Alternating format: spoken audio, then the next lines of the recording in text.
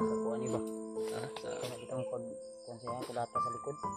So wala tayong magagawa kundi ang pasya po ay ibaba muna namin si Rajenry.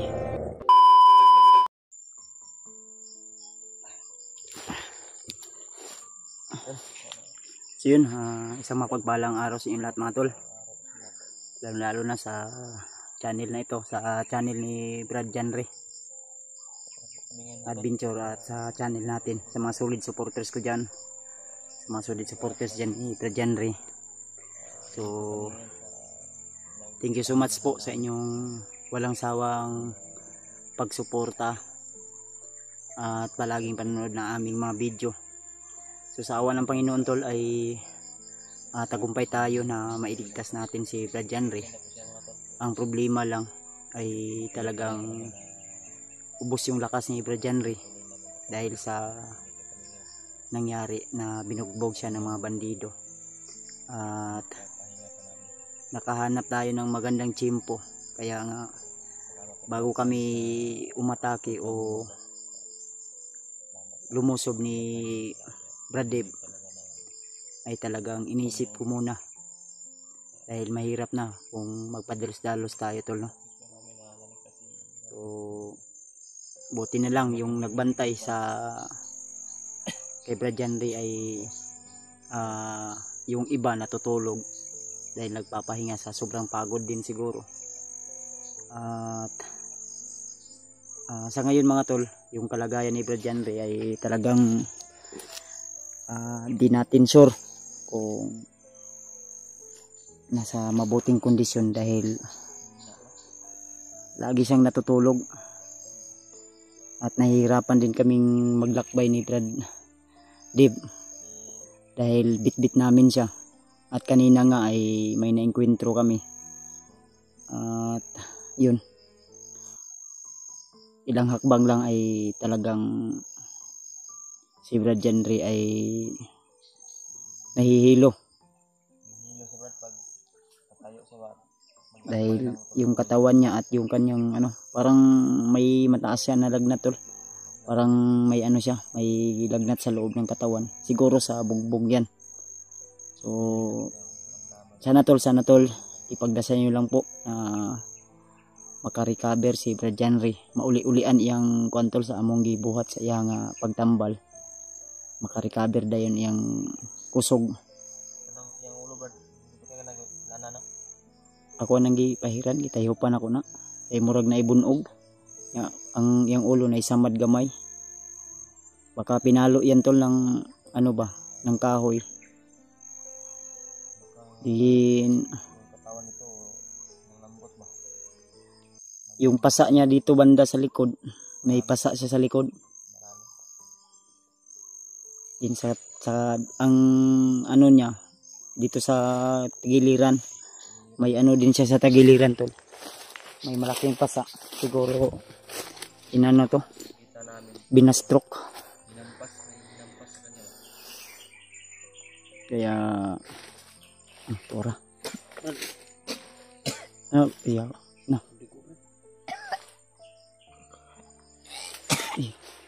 Brad. Ayun mga tol, yung kalagayan ni Brad Janry ngayon, no? Kuan ba? Sa Kana itong kuan siya kulata sa likod. bunog ni Brad, bunog sa kan ba? Sakit katawan ko Brad. Sandig diri sandig. Yung dugo niya. Hindi lang. Nakita niya na anak ko Brad. Brad, wala pa Brad. Among dugo. Dili dapit. Ayoy kuan. Kilid na. Tapos lang. Katong takiliran niya mga tol na Nalagkahoy ba? nakita namin ni Brad Init ba? ko. Napundo ang dugo sa alam. Relax lang ha. Yan Brad.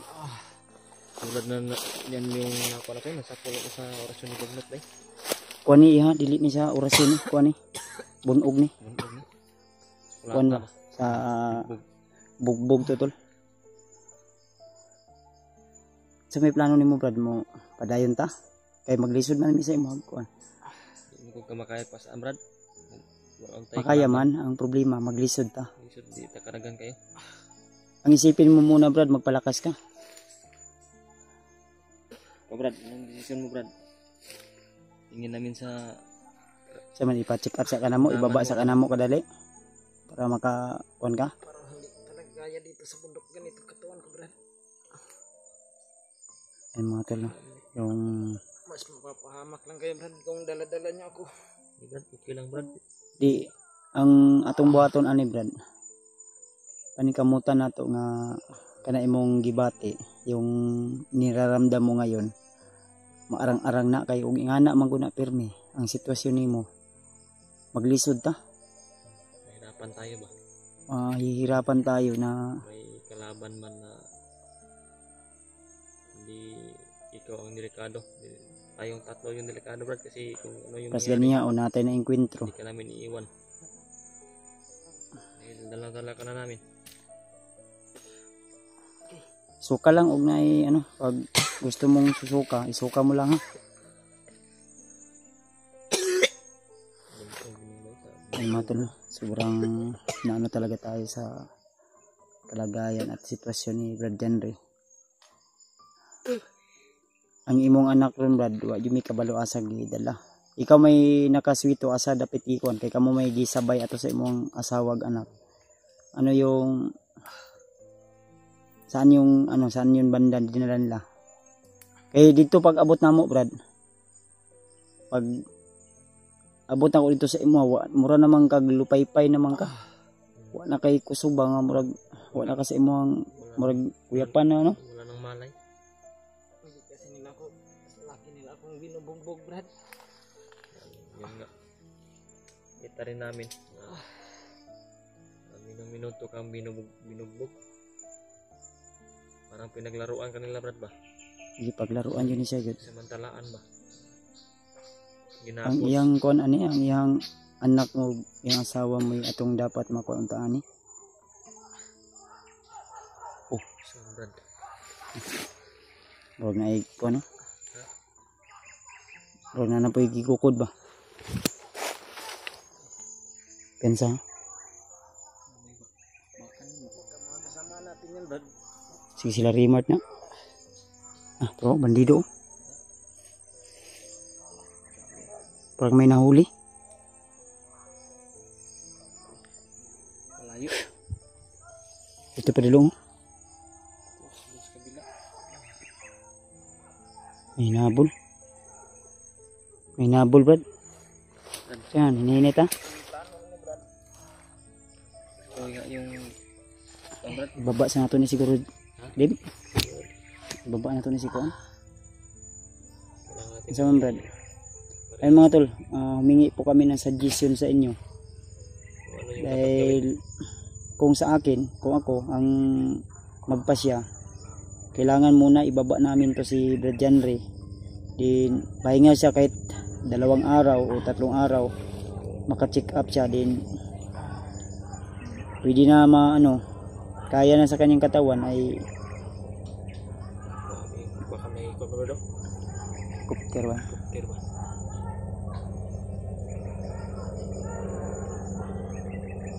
Sana. Ano magnaikuan? Helicopter.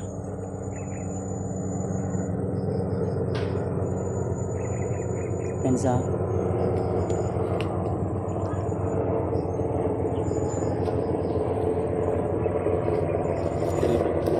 Helicopter.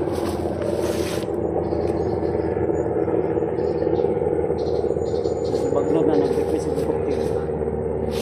Bagnot ba?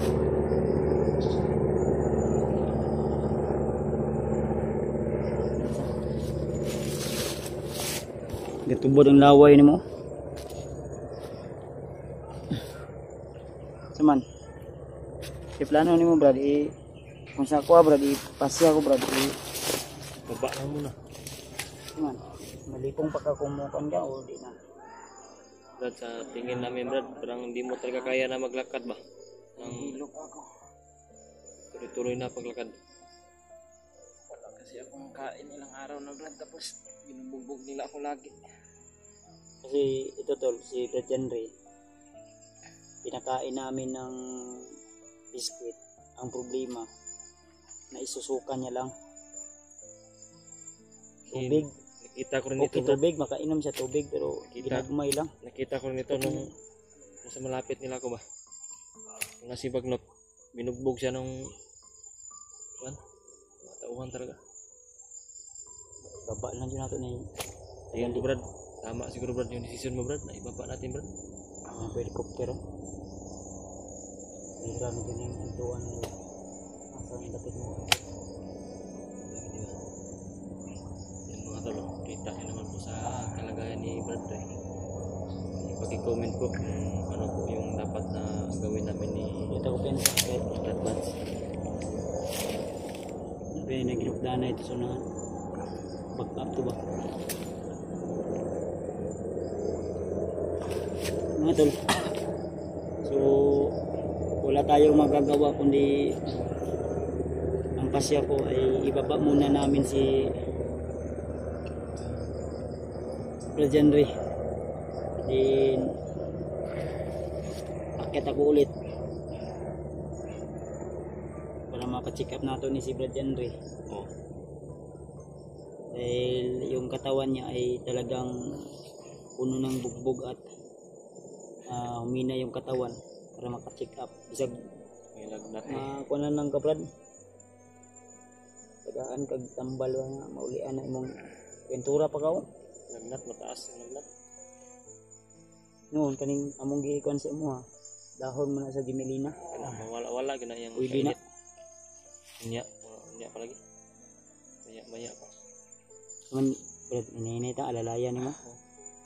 Di. Diyan ta ko pensa. Alalayan kita, Brad. O kaya mo mag ayan. Kung pilitin, Brad. Nanto.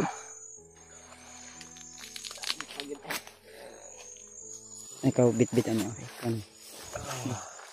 Ay lang. Yung mga tol. Hanggang hirapan talaga si Bradley. Ikot ka muna, Brad. Upo ka muna.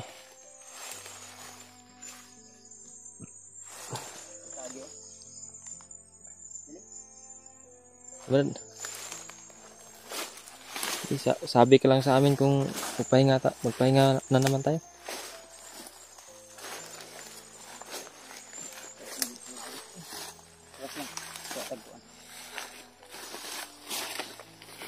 Upo ka muna, Brad.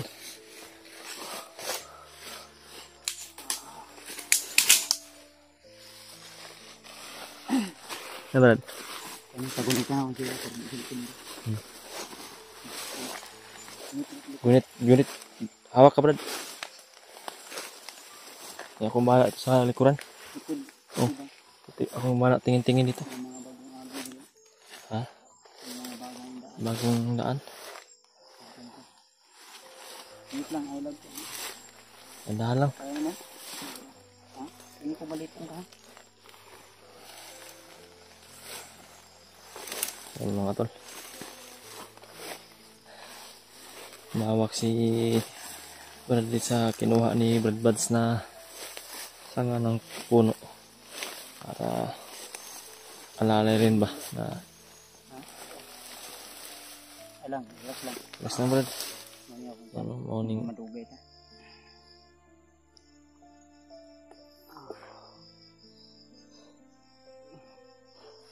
Diyan na. Dito lang ka. Subala dito ko. Abang. Wala nang kati-kati ito mga tol. Sanay na rin kami sa ganito.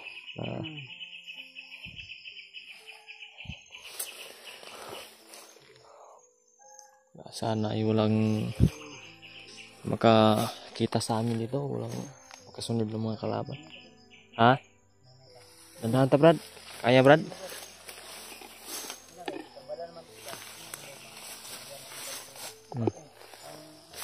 Kini yang gipamati ni Brad, kini gid yang kilid. Ang tagiliran niya ba? Sakit mo kay ikot to, dako kay labhag. Dakong yung maga ba na maga yung tagiliran niya ba? Yung sa ilalim siguro ba sa loob ng katawan. Sa Imo man yung kaltura god ang kapoy. Kung nga ni ba? Kung nga yung paminaw lagi, malipong siya. Brad, Ba? kunting tiis lang Brad kasi Lang mangita tag karelaksan bro, di ta pwede magdugay ito dito. dili kay murag dalan hindi Brad. Ay agi ba? Yung mga bagong apak. Parang may mga bagong dumaan.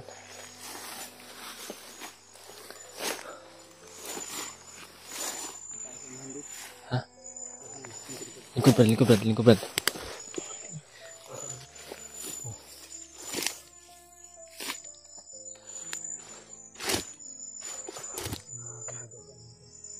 May mga morning ng agi dili Brad.